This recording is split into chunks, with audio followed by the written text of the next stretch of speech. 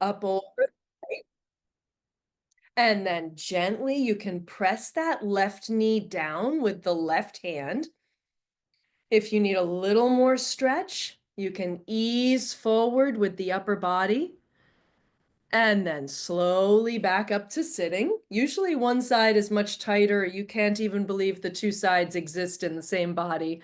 Gently stretching forward towards your shins and then slow back up to center.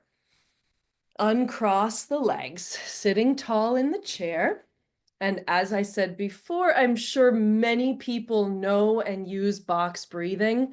I find it really helpful with my seniors, with their stress level, with my high schoolers, with their stress level. So we'll start sitting tall and we're going to go for counts of 4.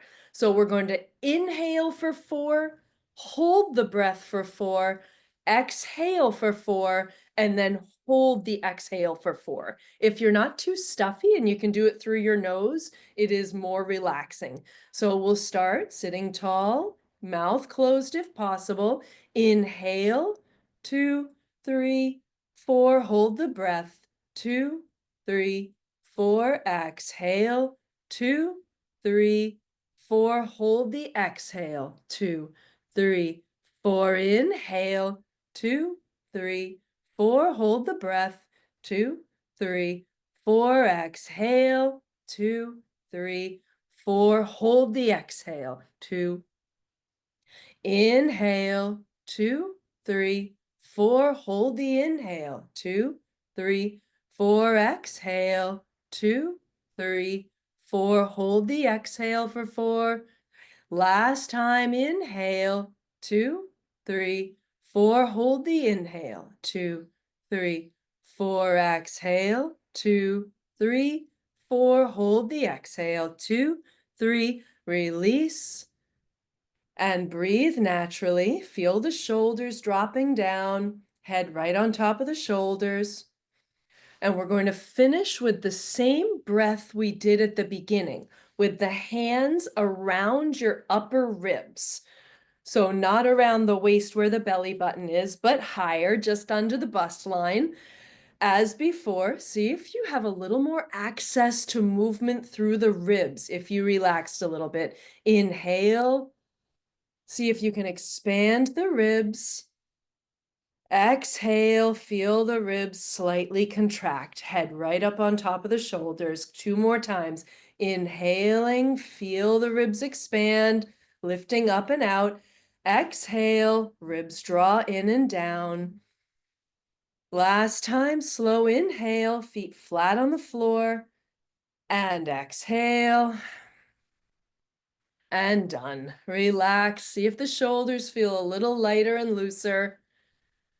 And that's it. This kind of quick stretch break, if you find yourself spending a lot of time at the computer, or you find yourself very stressed and you realized you haven't actually had a sip of water or taken a breath since 9 a.m., which sometimes we all do, haven't had a drink or a breath, you can just pause. 4 sets of that square breathing will really calm the system. It's a great tool in the toolbox.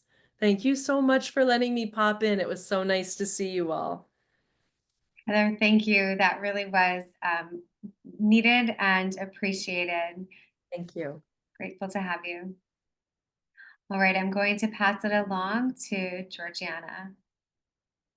Thank you so much, Kelly. And thank you, Heather. I carry a lot of my tension in my hips, and a lot of times those trainings often focus on shoulders. So I really appreciate the hips being included in that one.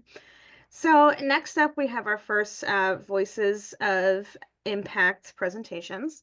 So this is going to be from Sandra Enstrom. She is working at University of Stirling in Scotland. Her research focuses on community mental health trauma and how social workers can engage in the climate crisis. She'll be presenting with Amy Krings from Ohio State University in the United States, who focuses on social and political change regarding eco-social work theory, education, and multi-level practice. So there will be a great connection to the content we just heard from our keynote. They'll be presenting on their new framework for trauma-informed climate research. I will hand it over to you. Okay, thank you. Um, good to see everyone. Good to see you, Sandra. My dear colleague Sandra is joining us late night tonight from Scotland. So I'm glad that you are here.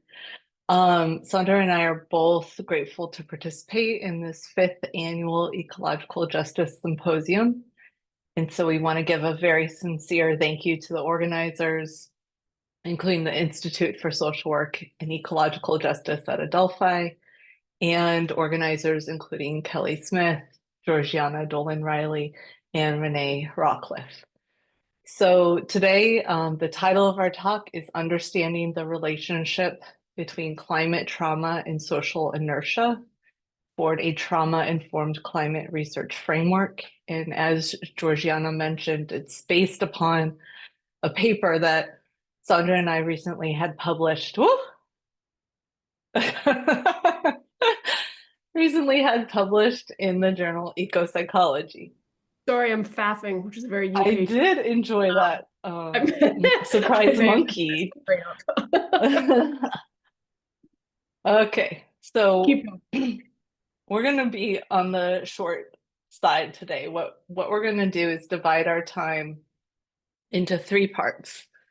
So first, I'm going to introduce three key concepts: climate havoc, social inertia, and climate trauma. I'm going to explain and introduce a conceptual framework that we're calling the climate trauma cycle. And then Sandra is going to introduce a framework for trauma-informed climate research. And last, we're going to leave a good bit of time for discussion. We want to know if and how this work resonates with you, including your research and your practice. And so we're going to ask you some reflective questions. So Sandra, do you want to go ahead and share the I PowerPoint? am working on it, and I'm wondering, Georgiana, if you're able to do it better than I am, because I can either share my whole desktop or nothing at all. Yeah, let me pull it up. You can get started and I will pull that up for you. Thank you very much. Or even I can share it. Maybe it doesn't like the Mac. I don't know. You can make Okay. it a race. Who can get to it sooner?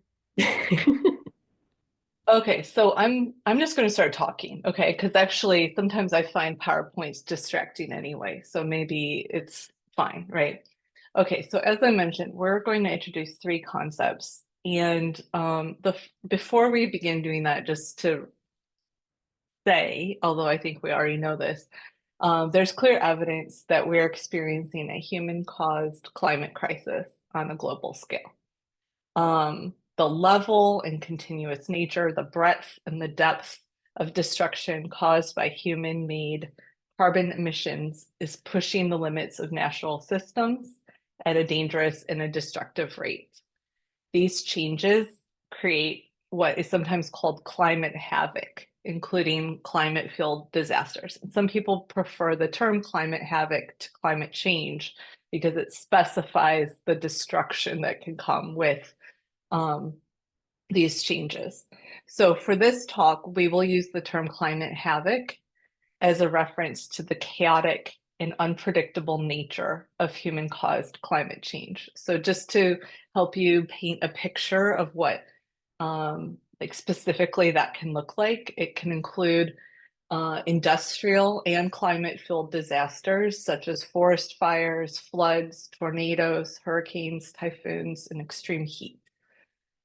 Climate havoc is an important issue for everyone, but especially for social work, because it can contribute to high rates of mortality, illness, and violence, the loss of social networks, social isolation, the loss of people's homes and property, the loss of livelihoods, and the displacement of people in entire communities. And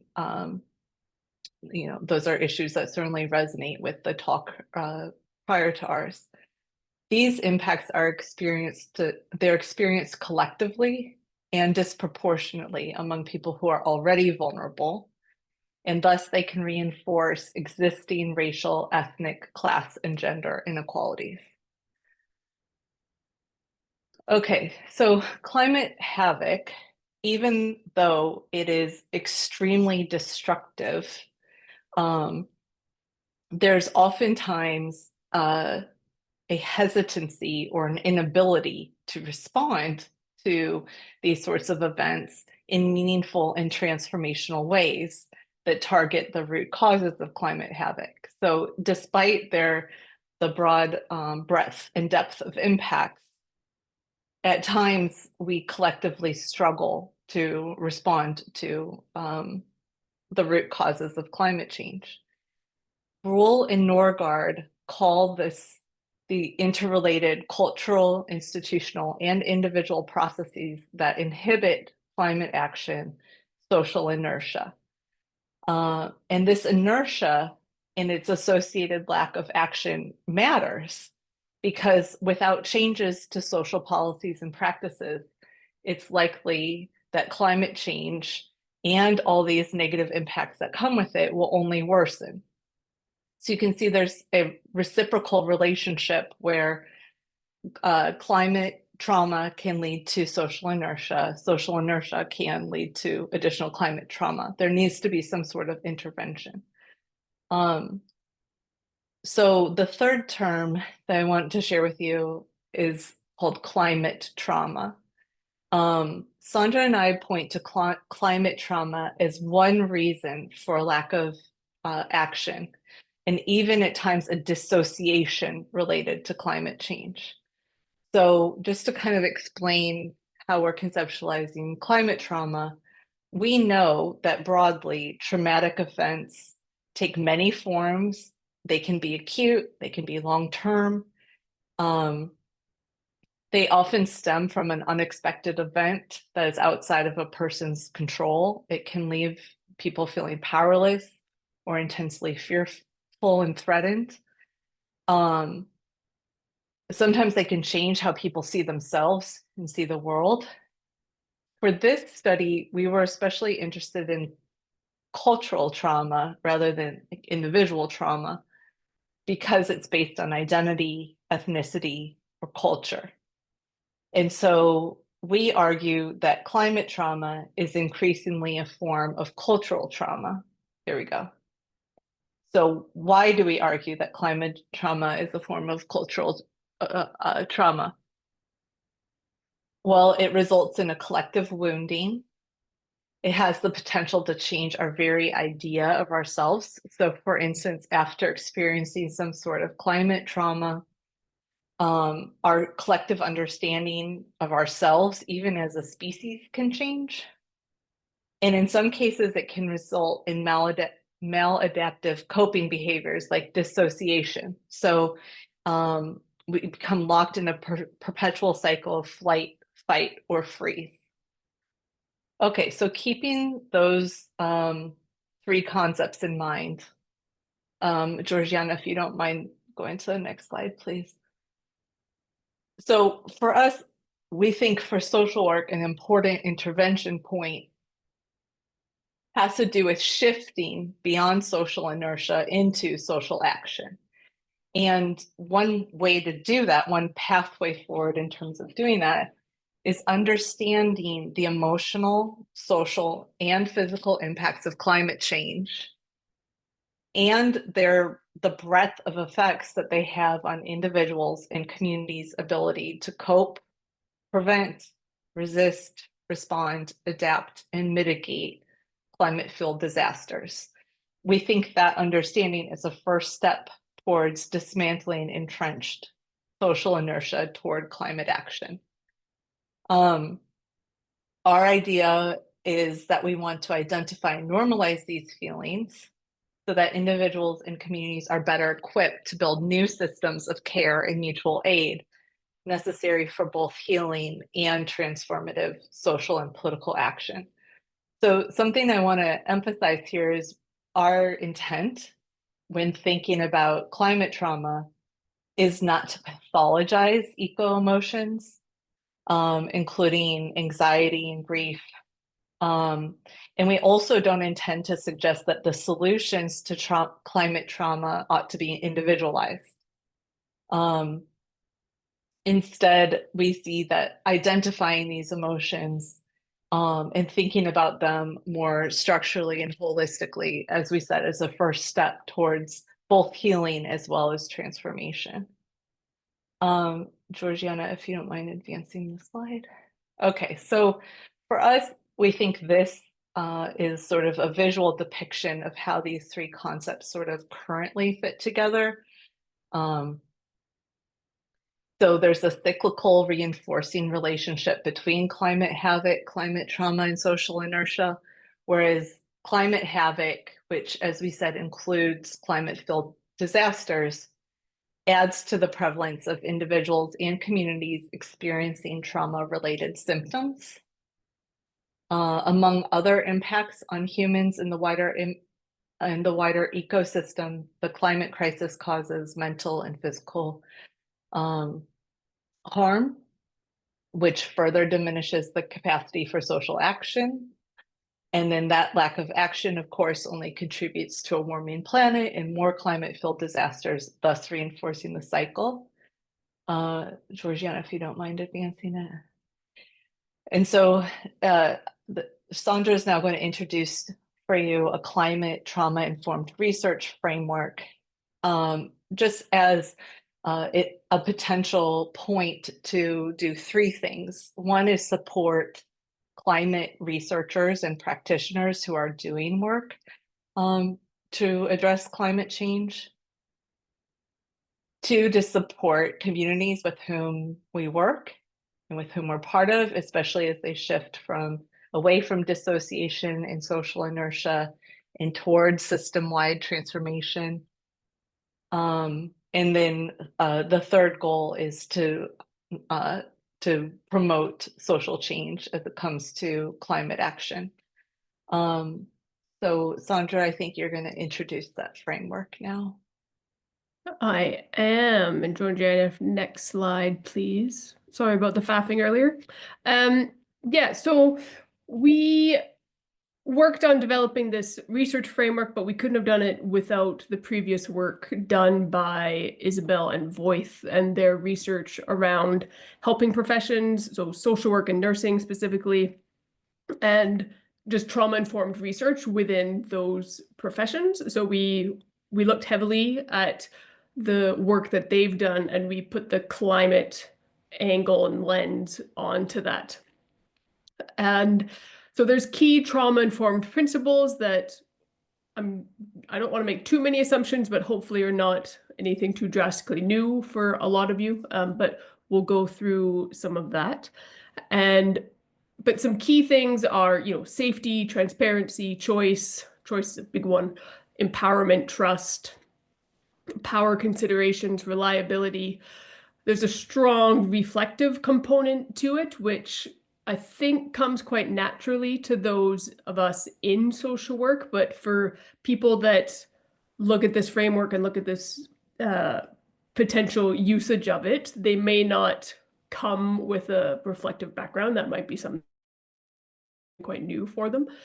And so there might be, and even for those professions like social work and nursing and psychology and anyone that might be thinking about this space, additional training or support is always recommended. And I think there's even, for people that are putting funding together, putting bids together, if there's a way that you can add a supervision style of integration for the research team within your kind of budget plan, I think that would be a really smart idea. So moving on, if we go to the next slide, and it'll be a bit small in writing, but I know that you've got the link to the paper. And again, if anyone can't access it, we've given the link to open access, but if anyone still has struggle with that, then my email and Amy's email are on the final slide. So we can happily send the paper out for people to get to it. And the endings part is kind of missed from the bottom, but we'll get to that.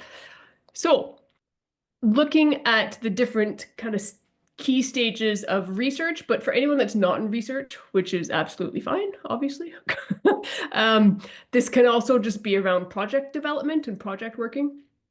So it's kind of start to finish of a project. in whatever way that looks like for you. So our pre-study work or thinking, we've got preparing the research team. So that is looking at your own and the research team's own kind of historical, personal, cultural trauma links that there may be. And, people are going to come in at various levels of awareness and healing of that, but that's part of the reflective process, is just thinking about where you're at in terms of your own and the team's trauma considerations, and how might that show up in the potential project or research that will be conducted. So very relationship based, which I think is not going to come as any great surprise to anyone. And a lot of this framework is also kind of just good practice for a lot of us and for a lot of people out there. But I think sometimes we do need to get incredibly intentional about these considerations in this work, and just be really, really reflective and mindful about how we're doing our job. Yeah, so thinking about other legacies of colonialism or oppressions involved, and thinking about doing any additional training, bringing in a consultant, any other trauma-informed work that people might need to be upskilled with.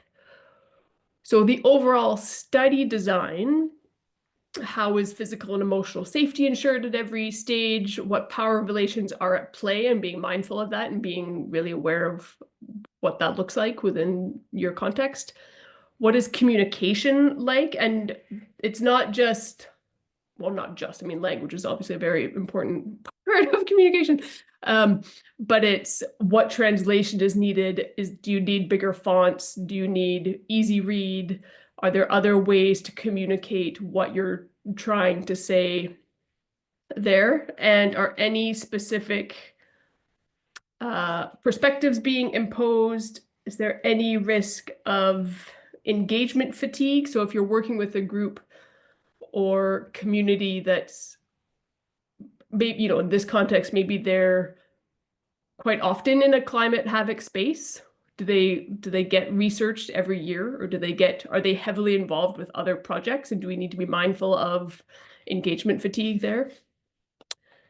And then recruitment, again, safety, collaboration, power relations, all things that need to be paid attention to. How do we pay respondents appropriately for their time? And that's not always monetary. It's not always an hourly rate. Sometimes it will be. There may be other ways that there might be vouchers, paying for transportation, paying for childcare. Is it being increasingly common? Are there conversations that need to be had for anyone that extra payment might affect their state benefits that they are on? So what could an additional form of payment look like for them? Do they want training? Do they want any other skill development that they could be involved in? So a lot of the co-production principles really are at play here and coming into context. And again, communication methods. Consent, obviously, we need consent, and reviewing and renewing and returning to consent as regularly and as often as possible. And I think an important thing to consider here is, do we know the different ways that trauma might be affecting someone's ability to engage and respond to consent? And especially, again, in small communities or groups that are regularly involved with, are there additional confidentiality considerations that need to be taken into account? Data collection, how are relationships encouraged? Again, what choices do people have? How diverse are the perspectives included? A lot of the language is shifting. Well, in the UK, I don't know what the language is that's used in the US, but in terms of hard to reach populations, but it's not about that they're hard to reach, it's that we're just not doing our job very well in terms of challenging how we engage with people. And do people have a choice in how their voices are incorporated in the overall project, and is there a peer review process? So there's a community peer review method which has emerged over the past few years in Indigenous scholarship, so that communities most impacted by scientific research are able to determine for themselves if the research may cause them harm, and they can facilitate conversations to increase public benefits. And so really engaging with the communities around, can they help with data analysis, all these things. We'll just, again, it helps with that choice, it helps with that empowerment, transparency, relationship building. And then impact and dissemination. What role do participants have in disseminating the findings? Whose voices are included? Do people want to be engaged in the publishing process if there's a report or academic manuscript that may be produced? How are participants' trust maintained in this process? And how do you, like, moving on into kind of links with endings, kind of how do you talk about endings right from the beginning, as we know is quite helpful in terms of any project or therapeutic space. And oh, I just lost my train of thought. It's getting to be too late at night. It's, let me go back. Dissemination, right. Do people want to be involved in the dissemination process? Do they, relationships, there we go. Sorry about that. So how do we continue on with relationships in a way that doesn't feel like a cut clear ending? Or have you managed that ending well? Is there kind of a ceremonial or ritualistic aspect to an ending that could be incorporated? Are you going to maintain certain relationships post research, and how do you manage the boundaries around that? And so this is all very new for Amy and I. It's only been out for what, a month, I think, this paper. So we're still keen to get a lot of feedback and hopefully work with other academics and community researchers and partners to test the framework a little bit more and see what it looks like. It's all, we'll be honest, it's theoretical at the moment. And Georgiana, if you could go to the next slide, please. I'm just conscious of time, and I want to make sure we have space to have a bit of discussion and reflection. So because of that, we wanted to hear more from people about how climate trauma may manifest in your practice and in the work that you're doing right now. And that may be a very quick and easy question for you to answer. It may be a slower paced, reflective question for you to take away. And, we could chat about it another day, because it may be slow time effects of climate change as opposed to those quick kind of havoc-based, disaster-based work that you have experience with. And then how might a climate trauma-informed framework assist you in your research and or project and your own well-being or the people, communities with whom you practice? So we just want to open it up a little bit. Amy's going to take some notes in the background so that we can return to them. And I guess one thing that we also want to make sure we say with this framework is that it's not being, as if you're an academic researcher, if you're a community-based researcher and a social worker, you wear many hats. And this is not about kind of having a therapeutic research process, if that makes sense. It's about just being mindful of these things within the research process, and then you would reflect and signpost as needed to other services that might support people. So it's just about not making people's experiences worse.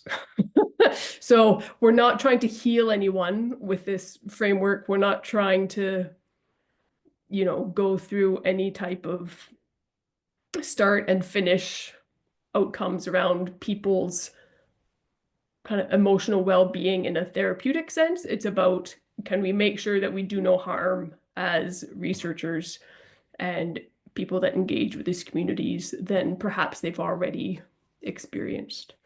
So I'm going to leave it there. and I think we have 10-ish minutes to have a bit of a chat. And you can put it in the chat, you can unmute yourself, you can stay silent, also fine, and email us afterwards if anything comes up.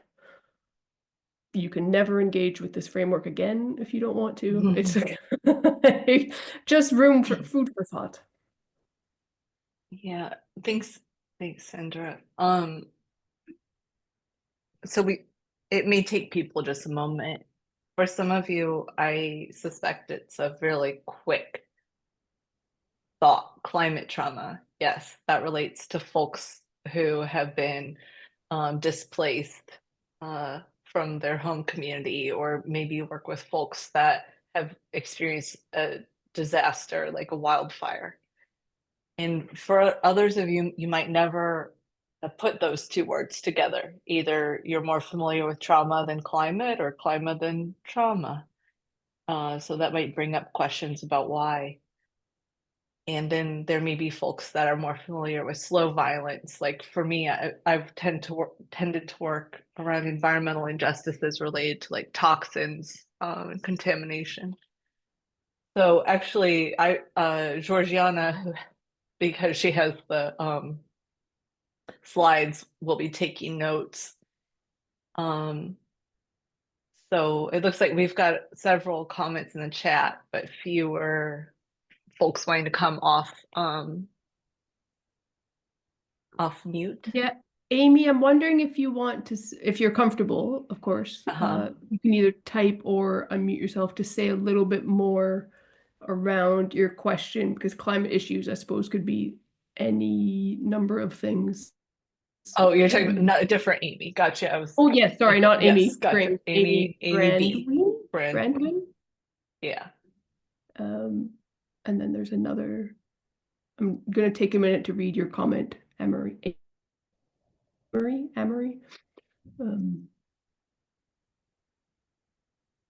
Access to green, blue.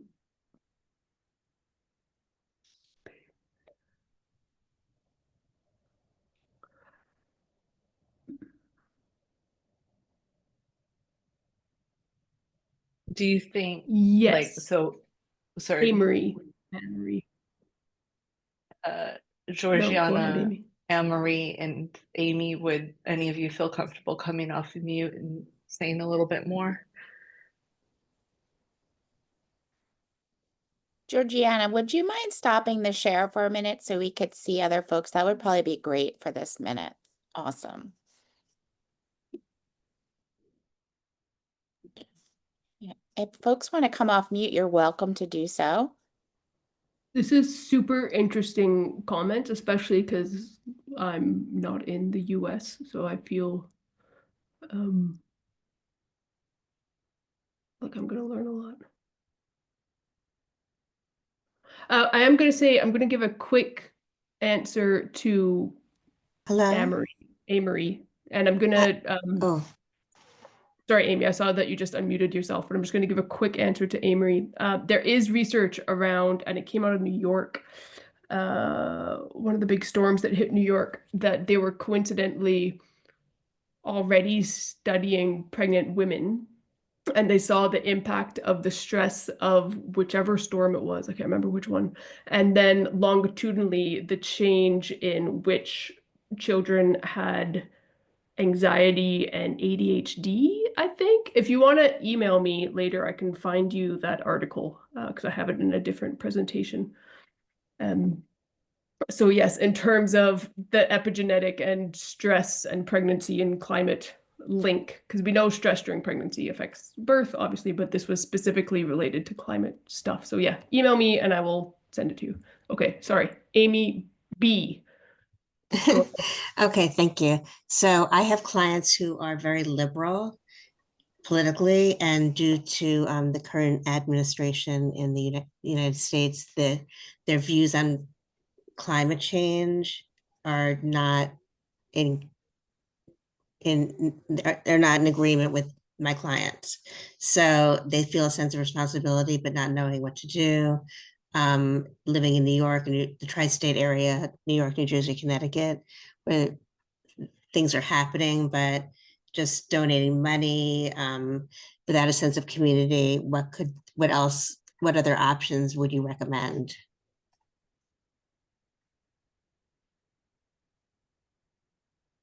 I'm gonna go take that one over to you, Amy Krings, because you'll probably know a little bit more about No, actually, if it's American okay, context I than I actually would. would like to pin it because rather than going into like solutions mode, I think we maybe have 5 minutes left. In to make sure we hear from as many folks as possible, if that's okay.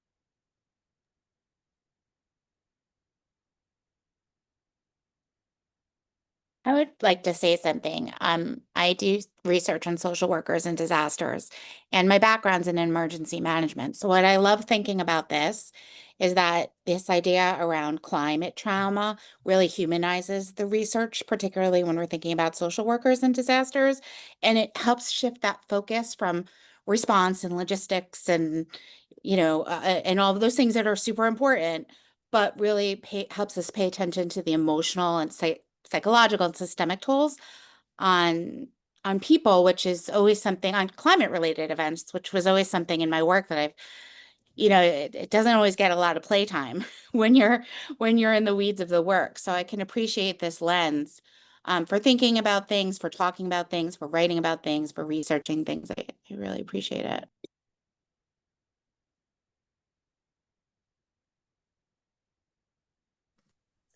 I'm happy to share as well. Thank you so much for all of the work that you've put into this framework. And my brain immediately went to, oh my gosh, this will be so fantastic for interdisciplinary collaborations related to climate change research. I have some work coming up with civil engineers and folks that are in all sorts of different spaces. And I think this really centers a needed and important care-based approach. So super pumped to use this. Thank you so much. I want to shout out Sandra for that, Fiona. I'm so glad you pointed that out because we did, this is not in a social work journal, and the way it's written does not presume that the audience is social workers. In fact, I think so. People that do more technical based interventions relating to climate and efficiency, those sorts of questions, rather than like engaging communities in the care part. I think that is exactly right. I think that is our hope in terms of the audience. And so if it can be a resource to you and to other people doing that sort of interdisciplinary work, that would be very good. Kelly or Georgiana, I know we started a little bit late and we were ending at 3:55, 3:55 Central. So would one of you mind just telling us like if it's time to kind of wrap it up, or if you want us to have a couple I more actually just minutes? messaged you saying you're good for another 5 or so minutes. You're fine. You have till 5. Okay. You're perfect.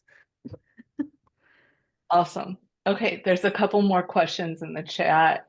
And, again, just inviting folks to come off mute to the degree that they're comfortable. I think Anne-Marie, you've said a couple things if you're wanting to come off.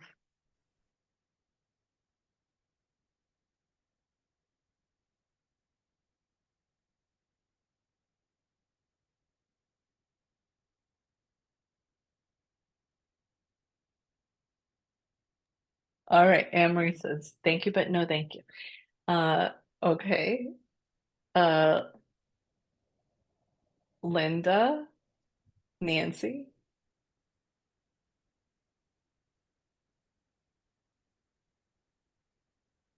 Are you talking, I was just commenting on my husband going through what I would consider I don't know, trauma or, depressive episode after years of working in the field, of just feeling like it's been for nothing, absolutely for nothing. And it's been, he's a big guy and I've never seen him and all, we've been together for like 25 years now, and I've never seen him like this.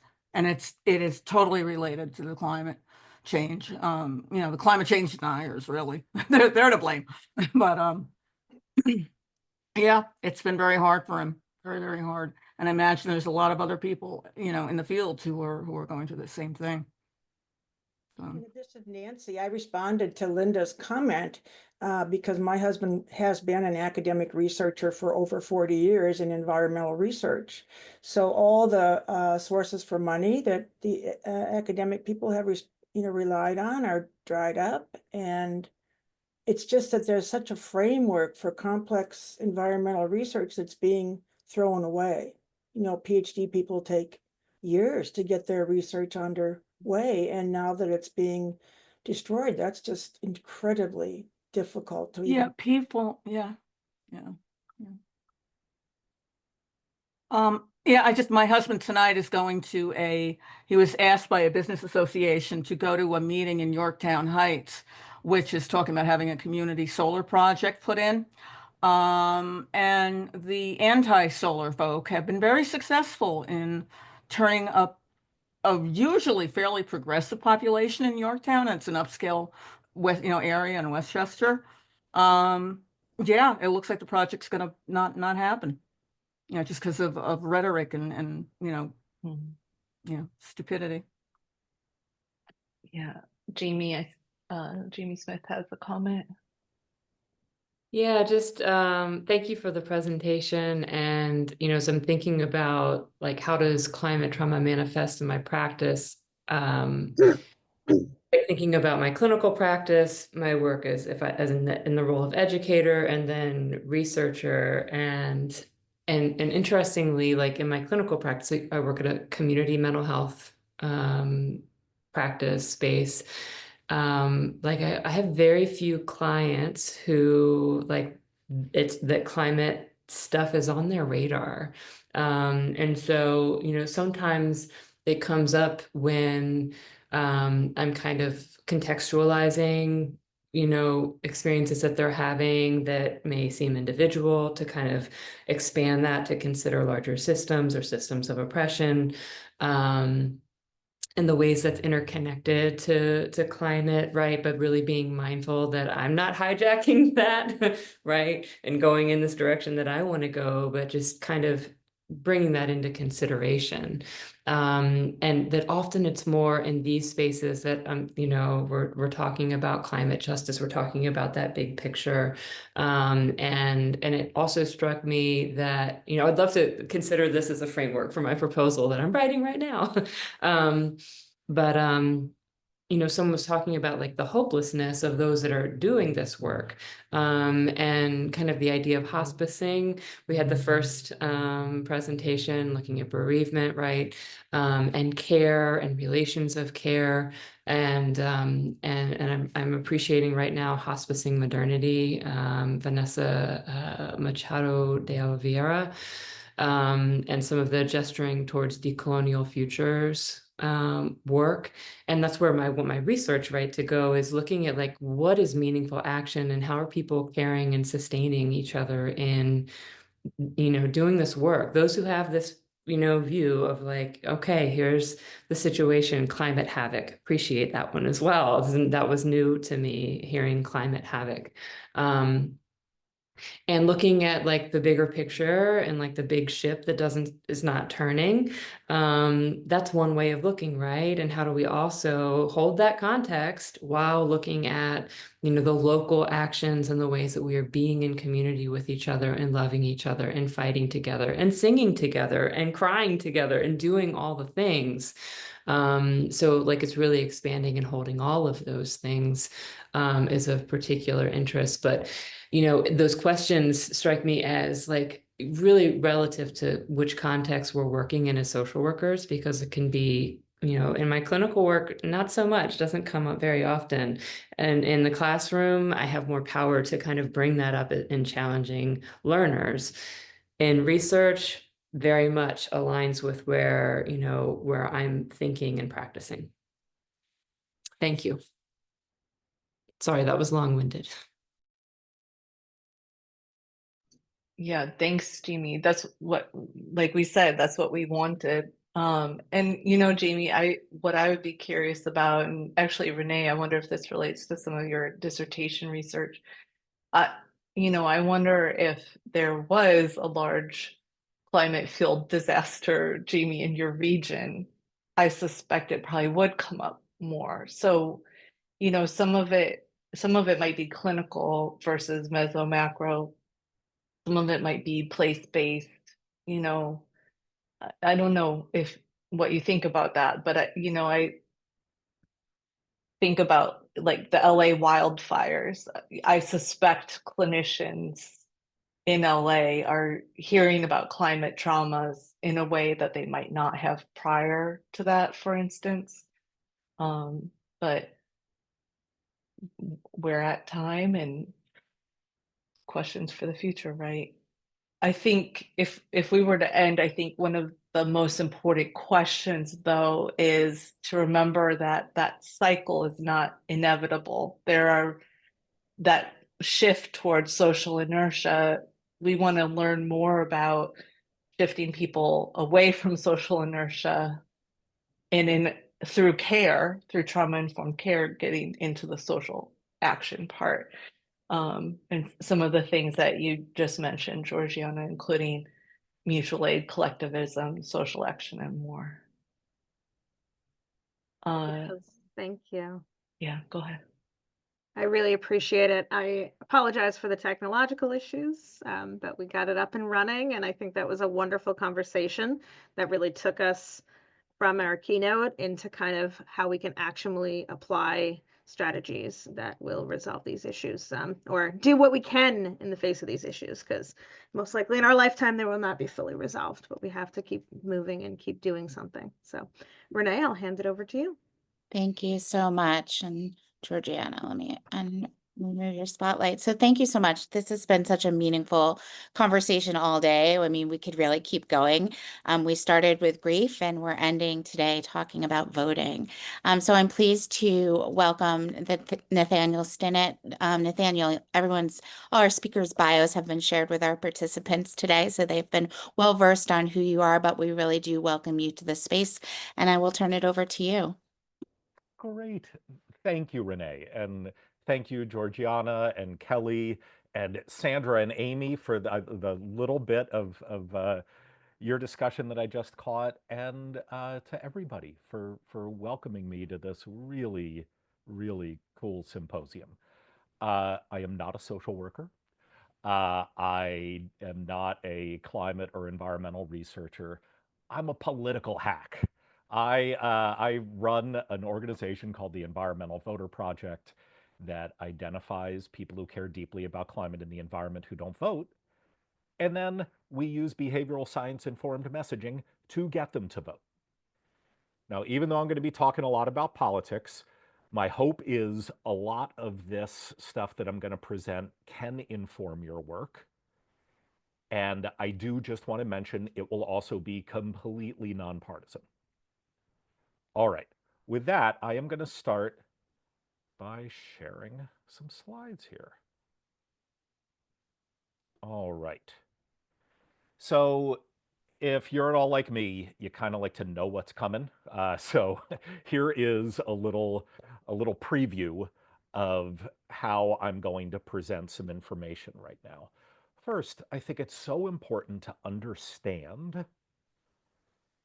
the amount of power that climate concerned people have right now.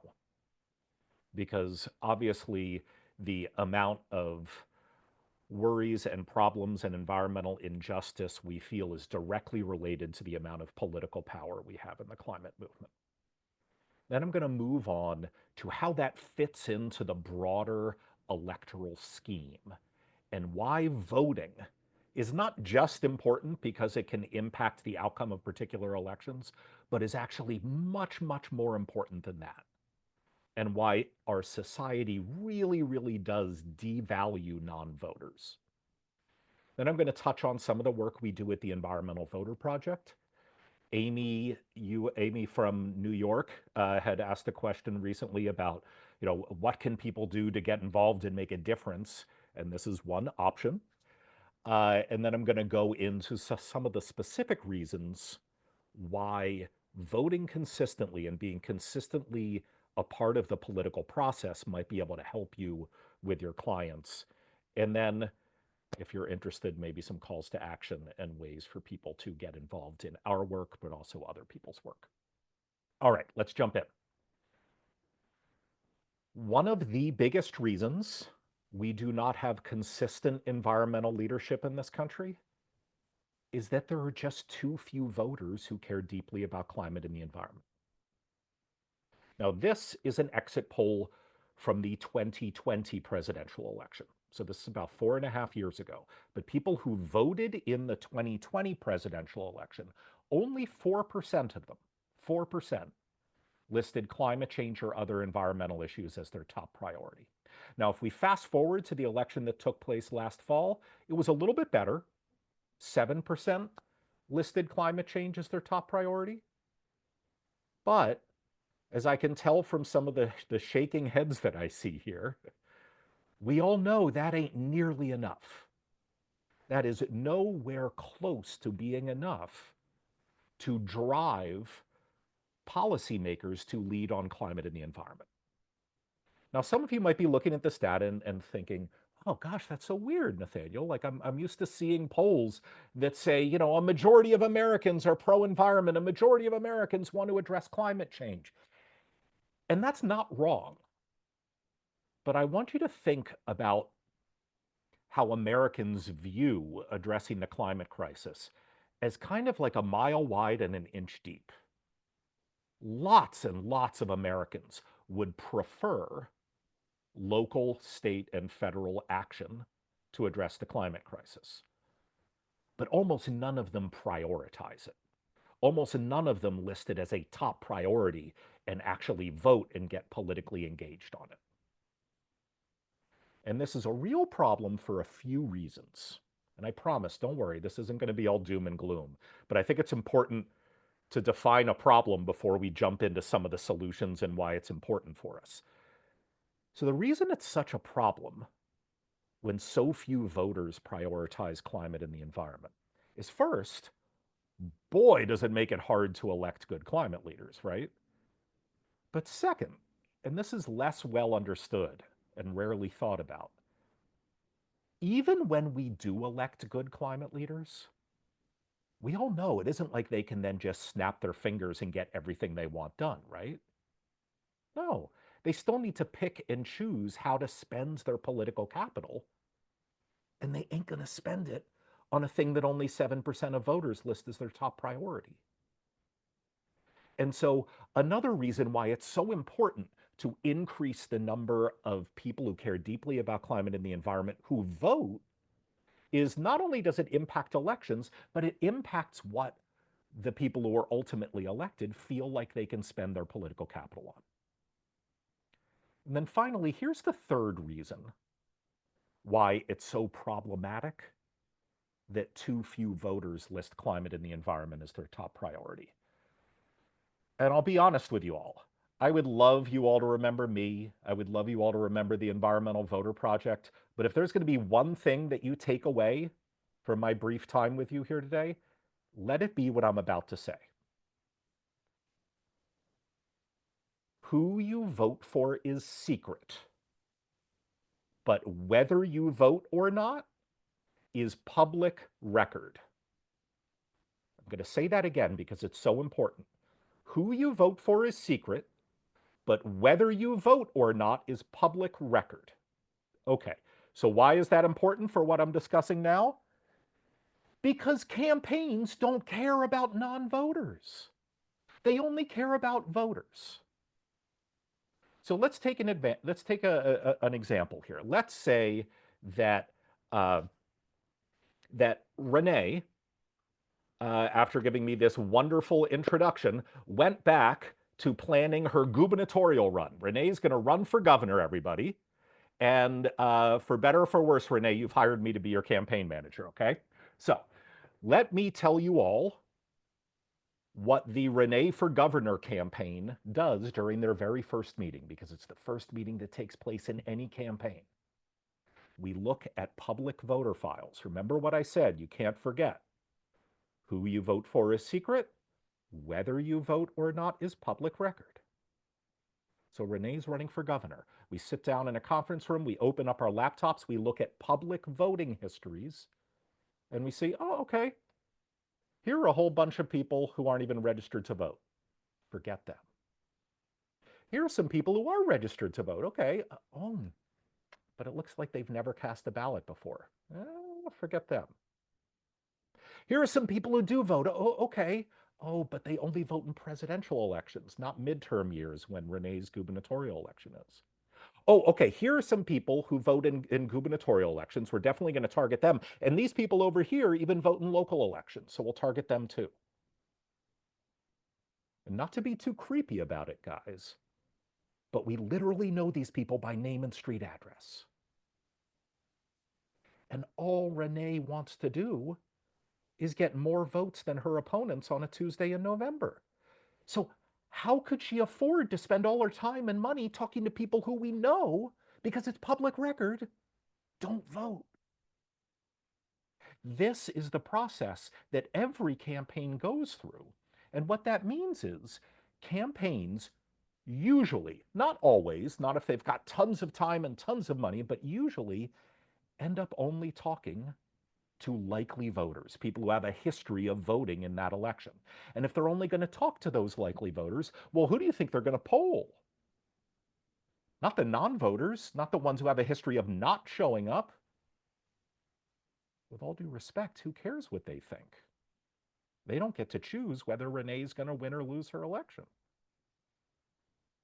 And that's why polling data, like the data I showed you before, is such bad news for the climate and environmental movements. And I promise you, you could look at any poll of voters for any election, from city council in Boise, Idaho, to president of the United States and anything in between, and it will tell you that same story. That the number of voters, not non-voters, but voters who list climate as their top priority is inching up, but oh my gosh, is it still way too small. And that has an enormous impact not only on who wins and loses elections, but on how all policy is made. Because politicians know who votes, they know who doesn't vote, and for obvious reasons, they care a hell of a lot more about voter priorities than non-voter priorities. All right. So, where does my organization, the Environmental Voter Project, come in? Well, we see so few voters listing climate and the environment as their top priority. And your initial reaction is, oh my gosh, isn't it a shame that there just aren't enough people who care deeply about climate change? But weirdly enough, that's not what's going on. If we dig into a lot of the data, we've come to realize that there are tens of millions of Americans who do care deeply about climate and the environment. They even do list climate and the environment as their number one priority. So why aren't they showing up in polls like that, polls of voters? Well, for one really simple reason. Environmentalists aren't voting. The more we've dug into this data, the more we've come to realize that the climate movement and the environmental movement doesn't have a persuasion problem as much as we have a turnout problem. Or to put it another way, yes, it would always be nice to persuade more people to care deeply about climate and the environment, but there are already a whole bunch of them out there who don't bother voting. They need a behavioral intervention, not a persuasion intervention, not someone to change their minds. And just to put a number on this, we identified 11.2 million already registered voters. They were already registered, who were likely to list climate change or the environment as their number one priority, yet they skipped last November's presidential election. 11.2 million. It's an enormous number. And I see some of you shaking your heads in frustration, and I get it. Yes, this is frustrating. But I'd like to present it to you as an opportunity. not only as people who, like I, care deeply about climate and the environment, but also as people who have many clients and colleagues who are looking for ways to make a difference, who are struggling with enormous challenges in their lives, often connected to the climate crisis, and they don't know how to make an impact. And one of the biggest problems we face is this, which we rarely talk about, which is that we have all of this latent political power that just ain't showing up, that just ain't showing up. And to give you a sense of what these numbers were like in particular states, now again, it's a nonpartisan presentation. We don't know how these people would have voted, but if you look in Arizona, we identified over 270,000 already registered voters who list climate or the environment as their top priority, who skipped last November's election. 270,000. Donald Trump won the state by less than 190,000 votes. Georgia, the non-voting environmentalists in Georgia last fall were more than 3 times as large as Donald Trump's margin of victory in that state. This is an enormous opportunity. And again, the comments are coming so fast and furious, I can't read them here. But I would imagine that a lot of them are like, oh my God, how do you know these numbers? And don't worry, I'm going to get to that. And like, what's going on? Why aren't these people voting? Dear God. And again, I just want to say, I understand your frustration, but I also want you to view this as an opportunity, because we live at a moment in time when it's become almost impossible to change people's opinions about anything, but particularly the climate crisis. Yet these 11.2 million, these aren't people who need their minds changed. These are people who are already with us. They're just not voting. And changing people's behavior is so much easier than changing their mind. Now, obviously, it is not easy. I certainly wouldn't claim that, but it is easier. And to go back to that one thing that I said you're not allowed to forget for today, whether you vote or not is public record. So if you're in the business of trying to change people's voting behavior, it's testable. You can run randomized control trials and actually figure out which messages really do turn non-voters into voters, something that is almost impossible to do if you're in the mind-changing business or opinion-changing business, trying to change people's views on climate change. All right. How does our work at the Environmental Voter Project fit into this? And then we're going to pull out again and talk about how it might impact your work, your clients, environmental injustice writ large. At the Environmental Voter Project, we don't want to be in the mind-changing business. We don't want to be in the opinion-changing business. Oh my God, is that hard? Oh my God, is it messy and expensive? Instead, we want to find these non-voting environmentalists, these people who don't need their minds changed, they just need their behavior changed, and then mobilize them to vote. And because we have a limited amount of time, I'm not going to drill down into enormous detail here. We've got a lot of information at our website, environmentalvoter.org, but I am going to touch on a little bit of how we do each aspect of our work and then some of the results. So what we do is a 4-step process. First, we work with data scientists to build what's called predictive models on voter files. So a little while ago, I was telling you there are these public voter files that don't tell you who people vote for. That's secret. Who you vote for is secret.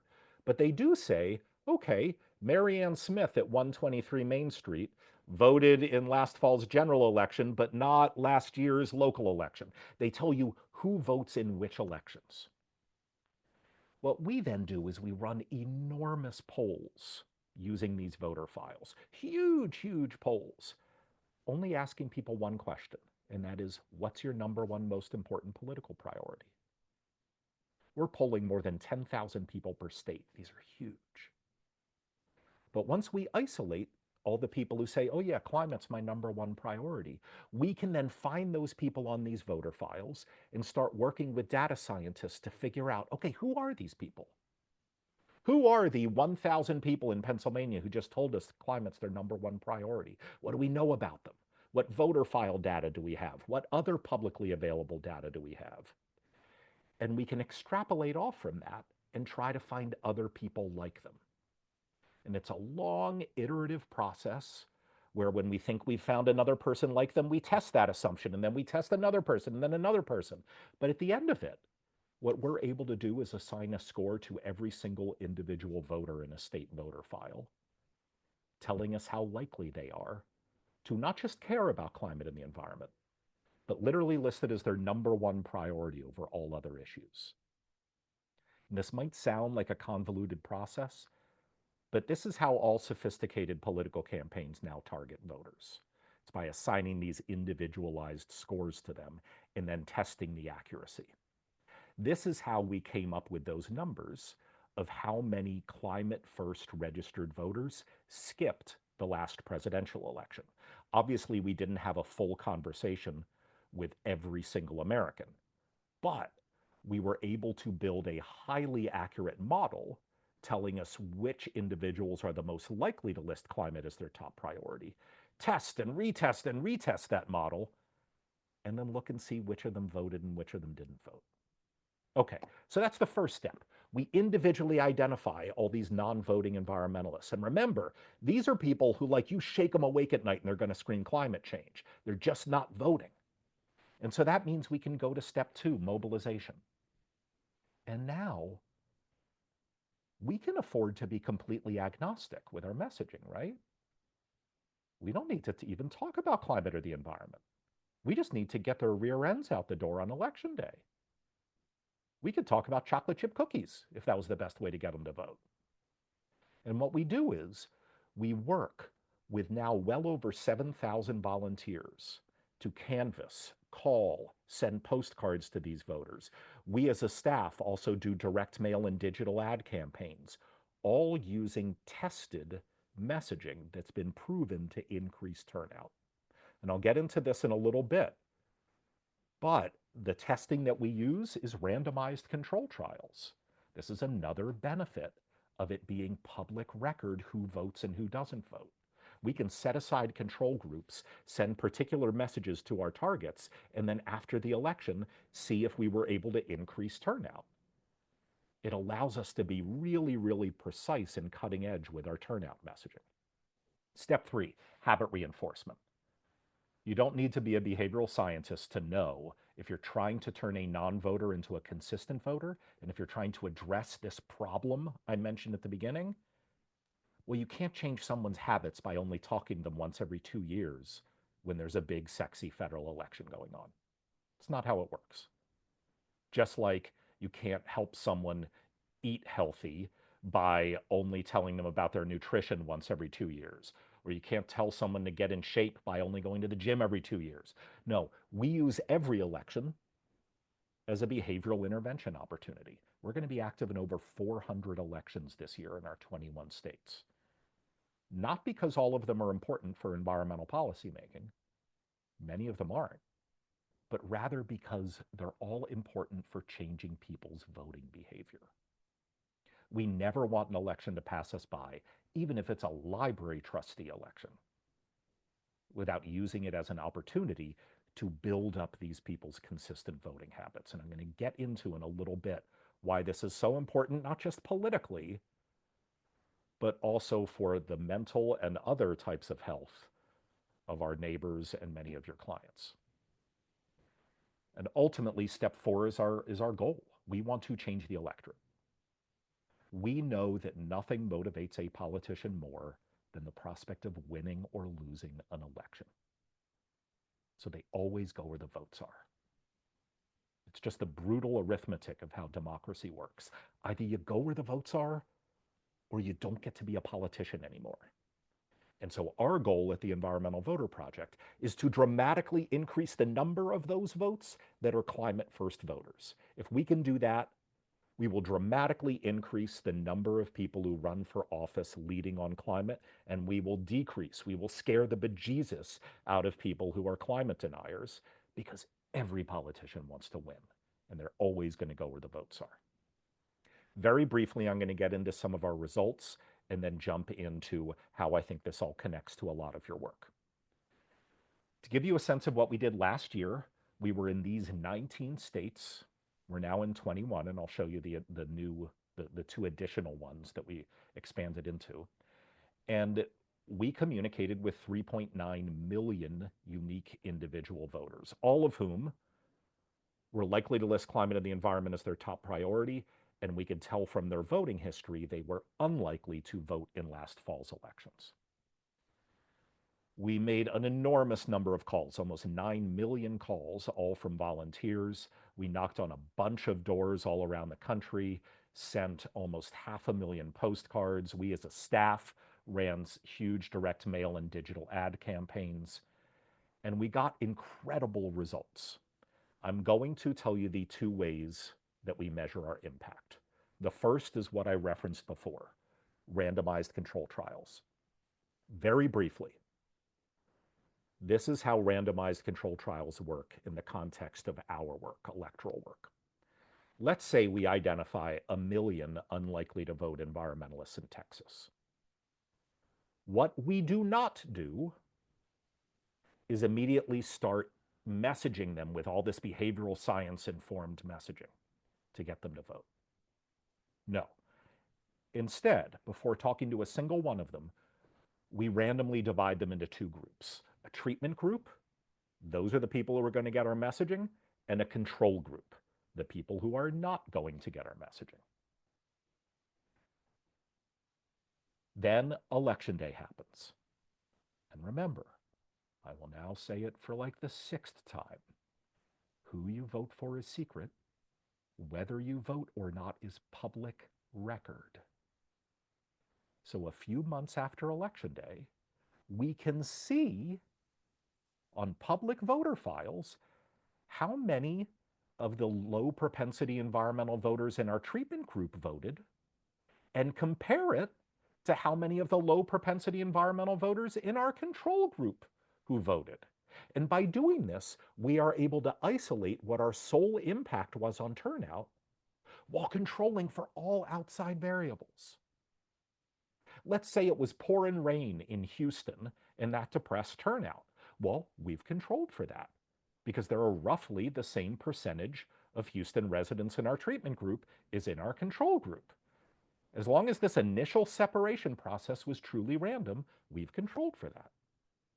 Well, you might say, what if a presidential campaign, what if the Kamala Harris campaign spent $1 billion mobilizing voters in Texas? Well, controlled for that too.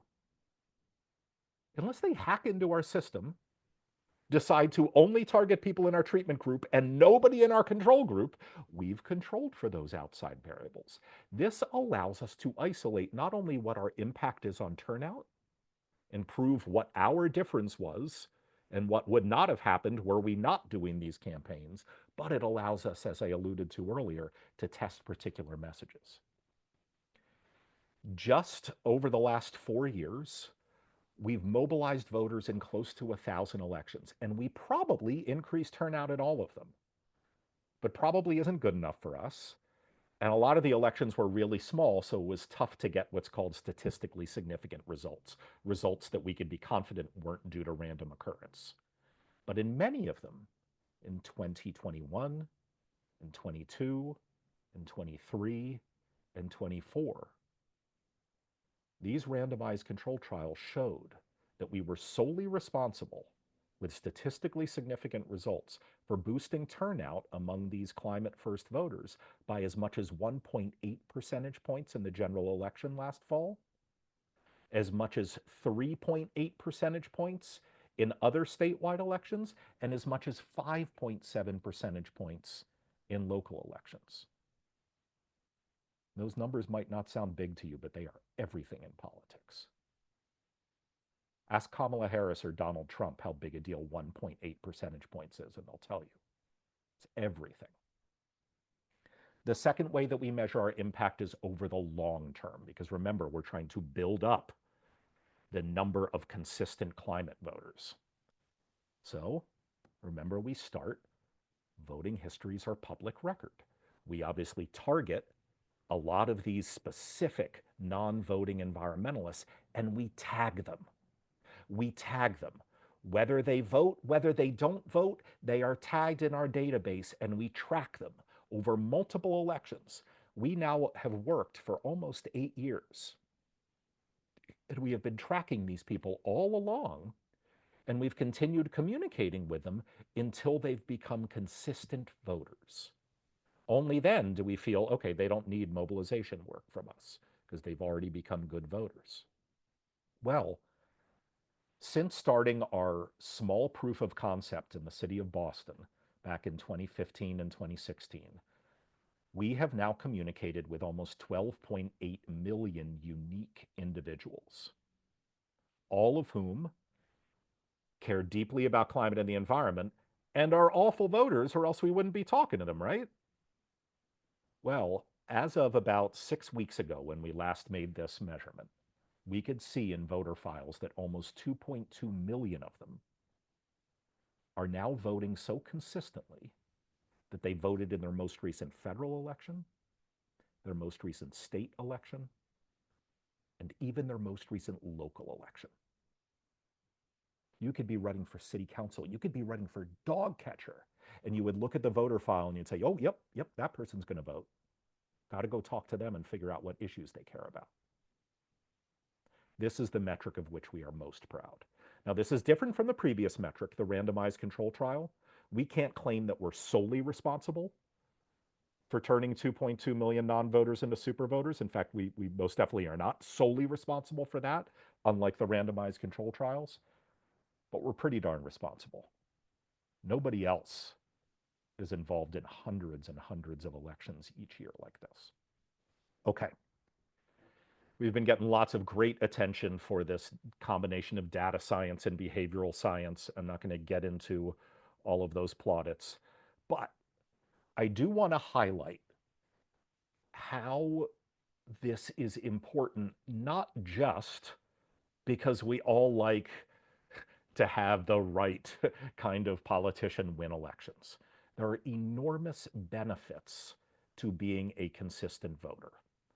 First off, studies have shown that politicians disproportionately base their policy decisions on the priorities of voters versus non-voters. This is not a hard thing to measure. You can poll both voters and non-voters in particular districts and then track the voting histories of their elected officials. And surprise, surprise, people whose job is to win elections, yep, they care more about what voters think than what non-voters think. And so this is really, really important. Yes, there are other variables. Wealthier people get better representation than poor people. Race is certainly a factor. Gender is certainly a factor. But the strongest variable is politicians disproportionately base their policy decisions on the priorities of voters rather than non-voters. So to the extent your clients want to have their concerns met, obviously it's not a guarantee if they vote, but it certainly betters their chances, because whether they vote or not is public record. And by sitting out, they are making themselves second-class citizens. Certainly it creates a more environmentally just society. I know I don't need to tell any of you that the fossil fuel industry preys on the politically weak. If we just think back to the Dakota Access Pipeline, some of you might know this, but a lot of people don't understand the backstory of that. That pipeline was supposed to go across the Missouri River up near Bismarck. But all of the well-heeled, politically powerful residents in Bismarck said, you got to be kidding me. And so they moved the pipeline down to where the Standing Rock Sioux got their drinking water, because they were thinking, okay, well, they're not as politically powerful as these folks up by Bismarck. Let's take advantage of them. You have more voting power, there is greater environmental justice in your community. Finally, I would say, I'm sure many of you are aware of this. The American Medical Association passed a resolution three years ago saying voting is a social determinant of health. There have also been recent studies showing that, the saying that action is the antidote for anxiety ain't just a saying. It is actually true. And people do report reduction in anxiety if they are given opportunities to take action on the things that are making them anxious. Boy, do I not want to get too deep into this. I am talking to a whole bunch of people who have much more expertise in this area than I do. But just know that there is real research out there, and people like you who are much better versed in this can find it. And the Schwartz and Benoit study, at least from what I've seen, is the most prominent of these. That people who are feeling this gets to what Amy was bringing up earlier. Amy Brandwein, forgive me if I'm not pronouncing your name properly. This gets to what you were asking about in the earlier session.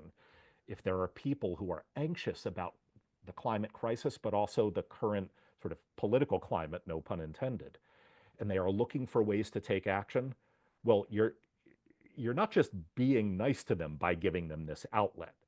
It has really been shown to have real therapeutic power. Whether it's giving them opportunities with the Environmental Voter Project or elsewhere, this really does help them. To give you a sense, because Kelly told me I really should give some action items here and some opportunities here, to give you a sense of how we as an organization are meeting the moment in 2025. We have now expanded to 2 more states. We're in Michigan and New Jersey. So we are in these 21 states that you see here. We are targeting many more people than we did last year because in a presidential election year, there are fewer unlikely voters, right? Presidential election years are sort of the apex of voter turnout. And we only target people who are unlikely to vote. So our universe is smaller in presidential years, whereas in odd years, very few people vote. And in our predictive models and looking at people's voting histories, we've identified 7.6 million super environmentalists across these 21 states who are unlikely to vote unless they're mobilized with a sophisticated mobilization campaign. These are the people we're going to get. Our volunteers are calling them, they're canvassing, they're writing postcards to them, all with this tested messaging from our randomized control trials, and it's all nonpartisan. Just to give you a sense of some of the elections that are happening this year in our states. Today, right now, I don't know if anybody's from Pennsylvania here, but it's election day for you if you are a Pennsylvanian. The state primary is today. Moreover, there are very important, there's an open mayoral primary in Pittsburgh. There are some environmental ballot measures in Pittsburgh today. There are a lot of important elections right now, today, in Pennsylvania. But we also have the New Jersey and Virginia gubernatorial election coming up this fall. They've got their primaries in June. We've got the New York City mayoral primary coming up. Again, I know there are a few people mentioned they were in Westchester County, some from New York City. This is a big deal. This is a big deal. Big city mayors have an enormous amount of climate policy making power, and you better believe that whoever the next mayor of New York City is, they could, who knows if they will, but they could be one of the most important climate policy makers in the world. It's New York City. It's the financial capital of Earth. And so these are really, really important opportunities that are coming up, not only to make a real difference politically, but opportunities to get engaged for people who are feeling climate anxiety, who are suffering from climate trauma, who are looking for ways to get engaged, either in person with a group writing postcards, or over Zoom making phone calls, or with a group knocking on doors. As I mentioned before, we're going to be active in over 400 elections this year, phone banking, postcarding, canvassing. As a staff, we're going to be doing direct mail and digital ad campaigns. And again, just as an example of how often we run phone banks, this is what we're doing this month. Now, obviously, we're 2/3 of the way through the month, but I just wanted to give you a snapshot of how almost every day we have opportunities where people can just go to our website, environmentalvoter.org, sign up for one of these phone banks. It will start with a very easy training. You won't have to do anything until you feel comfortable doing it. None of the voters will see your phone number. They'll see our phone number. And we were calling into Texas, Nebraska, Arizona, Virginia, Massachusetts, Maine, New Jersey, Florida, so many places this year. So thank you. How about that? 540 right on the nose. I did pretty darn good, didn't I, Renee? Thank you so, so much for your time. I hope this is helpful to your practice. I hope you found it interesting. And I really appreciate the opportunity. Thank you so much, Nathaniel. Do you have a minute for like one question or two? Absolutely. All right, I'm going to pull Georgiana up here to facilitate those questions. Thank you so much, Nathaniel. I think that was really insightful. A lot of us in this room would certainly agree that voting is social work, policy is social work. It informs all areas of work that we do. So we did have a few questions come through, but I wanted to focus on two of them. The first, and obviously, however succinct you want to keep it. The first one is, this is an international audience as well. So some folks are outside of the US. So I'm curious what you know about similar trends in terms of voting or similar initiatives that are happening internationally, if any. Yeah, great question. So let me start with the second part first. I often have people reach out to me from other countries to try to start something like the Environmental Voter Project in other countries. It is hard to replicate because very few other countries have publicly available voter files where you can find individuals' public voting histories. However, the more general concept of, instead of focusing on persuasion, trying to find the people who are already persuaded but not taking this very impactful action, and then delivering proven messaging to them to change their voting behavior, there's no reason why that can't work anywhere. Now, it might be less efficient if you have to target people at sort of a group level rather than an individual level, but there's no reason why it can't happen. To get to the first part of, but I should say, I'm not aware of a lot of organizations in other countries doing this kind of work. To get to the first part of that question, am I aware of similar trends in other countries? Yes, it's not as dramatic as it is in the United States. I think in part because parliamentary systems often give people who are climate concerned a little bit more opportunity to feel heard in the political process, just because there are many more parties. But don't let that bury the lead. The truth is, in most countries where I have seen data, people who care deeply about climate and the environment vote less often than the overall electorate. And many of you are probably wondering, well, what the heck is going on here? Why is that? Well, very briefly, first, we don't really know.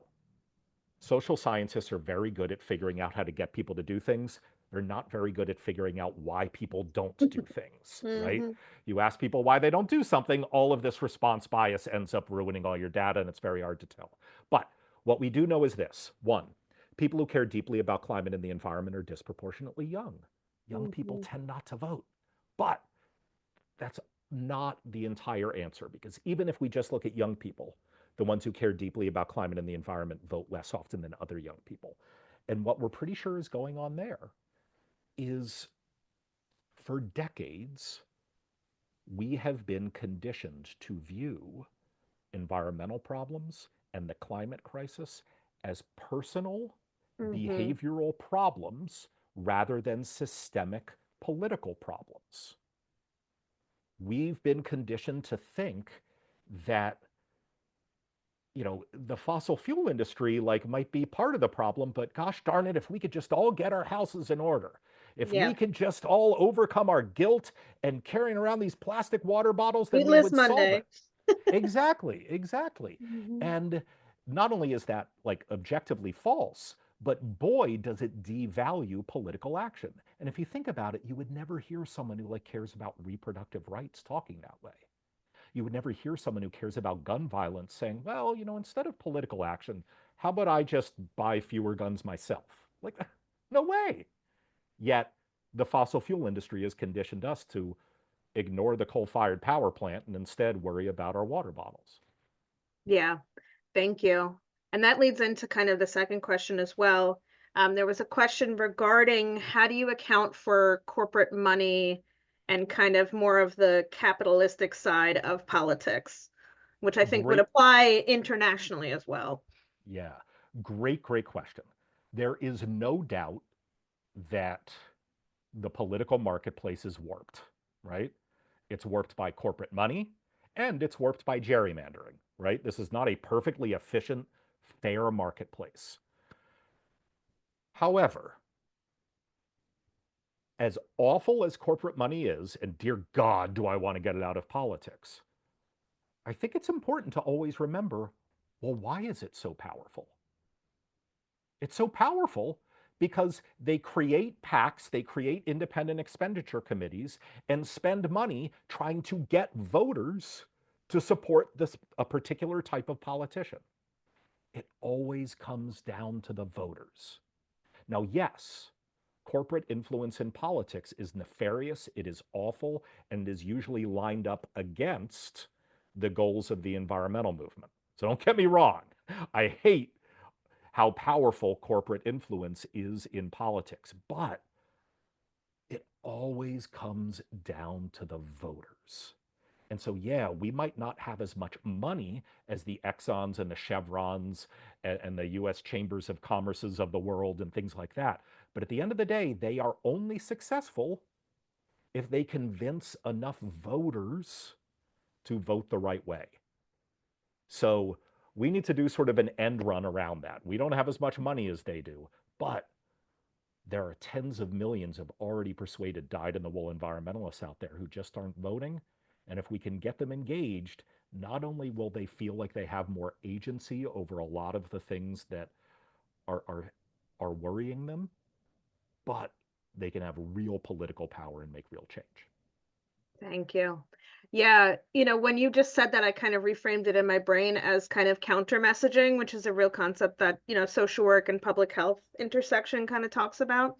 The importance of kind of, even if it seems hopeless, making sure that we get the message out there and whether we're attempting to take solutions from multiple perspectives. So I thank you for adding your piece to this conversation today. Well, thank you, Georgiana. If I could just close with one thing, because it popped into my mind. A lot of people are enormously cynical about politics, and I get it. I get it. Sometimes I almost suggest that people take their cynicism one step further. Everybody always says, oh, politicians don't care about me. All they care about is getting elected. Well, yeah, they do. But that doesn't mean that voters are unimportant. That means that voters are the only thing that is important to politicians. The only thing. And the fact that it is public record whether you vote or not actually means that you have an enormous amount of power. This is how you need to engage. And yeah, politicians do just want to win elections. And that means they're going to ignore you if you don't vote. That was a really great way to end. And I love the reframe because social workers are notorious for a good reframe. And that is a fantastic way to think about this. So thank you so much, Nathaniel, for your work, for your effort, for your intentionality, and for really this amazing, for me, it was really eye-opening to see how that public data is used. I really had no idea. So really, really cool. And I thank you for being here today. We appreciate you. Thank you. My pleasure. All right, folks. So we are heading towards the end of the day, and we just want us to say a couple things before we end our day with Murali. And so we just want to thank you all for being here today. For some of you, this is the first time you're here, so welcome. I hope that this felt like a space where you felt welcome and included, and in good community with folks that may be similarly thinking about the things that you think about in your own practices, research, things of that nature. Maybe you've been here with us for the last 5 years, and for that, it's grateful to be with you again because it is just such a big part of this work is this community building. And I know I can speak for myself and probably Kelly and Georgiana and many of you in the room that this community is sustaining. And it really is something that has certainly helped me through the last few years and moving forward as well. There's quite a few things, great resources and tools that we've put together for you from our amazing speakers. We're going to continue to build that toolkit out over the next couple of days. And I'll turn it over to you, Georgiana and Kelly, to speak more about those things and others. Yeah, thank you. So one of the things I did want to share is I know we did not get to everybody's questions in the chat pod. So one of the things we did was we collected those questions and we're going to present them to the speakers via email for them to reply to. So that'll be one thing that will be added to the resource toolkits once we hear back from those speakers. So you can keep an eye out on that if you did not get an opportunity to have your question answered. I think it was really great, though, that we were able to have some space for more back and forth dialogue this time around. I think for me, that's something that I really need to know that I'm in community with folks who are feeling the same way, but are still focused on kind of trying to find solutions, whether that is tackling this issue from a trauma and a grief place, a hospice mindset, and kind of recognizing that importance of collaboration and connection, or if that's really focusing more on the political side of things. All of those sides matter in this issue because it is such a complex issue that intervenes with so many different issues of emotional and linguistic health and justice. So I will just say that and stop there, and I'll hand it over to Kelly for our conclusion. Sure, and I just want to reiterate the thank yous to all of our excellent speakers, to the community at large. As Renee mentioned, we really started this for like personal reasons of grappling with our own climate anxieties and need for engagement. We were fortunate enough to become collaborators and friends with Georgiana on this journey, and it's really been meaningful. And I appreciate that idea that action leads to more action, right? And that community and care are at the core of actually creating these changes that we so desperately need. So thank you again for your time and for your incredible participation through the chat and with the speakers. And with this, I would like to welcome back Morali to ground us once again as we prepare to close the space.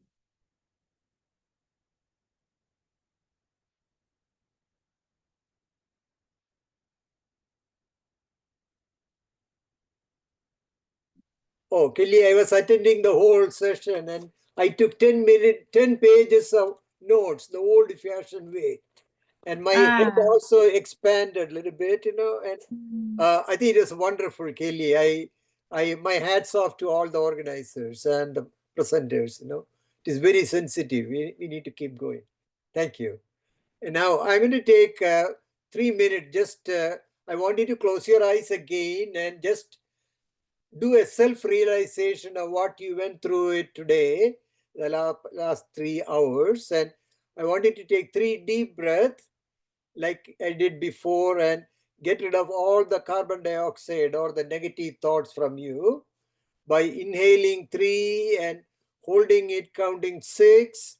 So you can recycle all your old thoughts, and then slowly exhale, counting 6. Then hold it, counting 3, all the way, and again show a smiling face. And even if you are irritated or otherwise, just show your smiling face. And then after the third long breath, just open your eyes and look around. And again, keep smiling. Whenever you see people, it's a good idea to smile at them, I wish all the best to all of you, and take it home and don't just forget. And it should be a daily thing, whatever we can do in our own small way, it is good for our world, Wish all the best. Thank you. Thank you, Morali. It's a balm to go through these, and year by year, I always just feel so much better after your your smiling exercises, and I use it with my own students, and of course I credit you, but it brings joy, right? And then that's been like the greatest irony of all of this work and these heavy topics, this really dramatic, heartfelt work that we're all doing, that there's a lot of joy here too. And I think that's really in the community and in the collaborations that we have with each other. So thank you.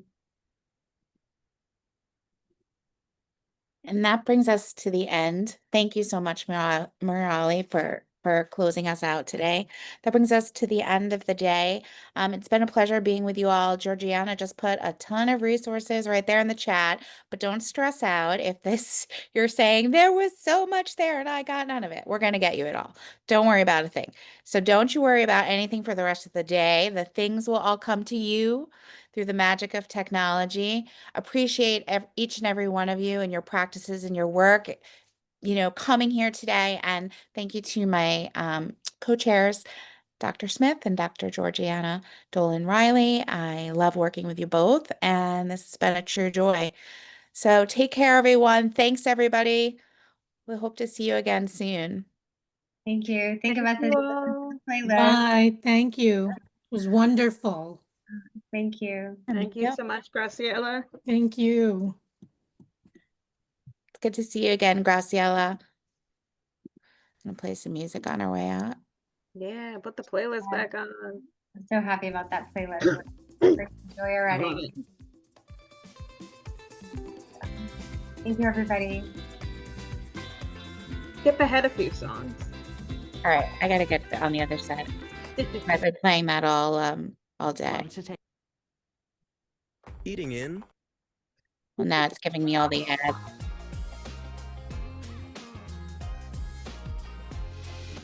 Right. Well, that was a little bust at the end. Sorry, YouTube. You failed me there at the end. It keeps going to all the ads, but hopefully everyone has the links. It just told me I had to listen to a 90-second ad. Oh no. Let me try. Yeah, you can try. It is a YouTube fail.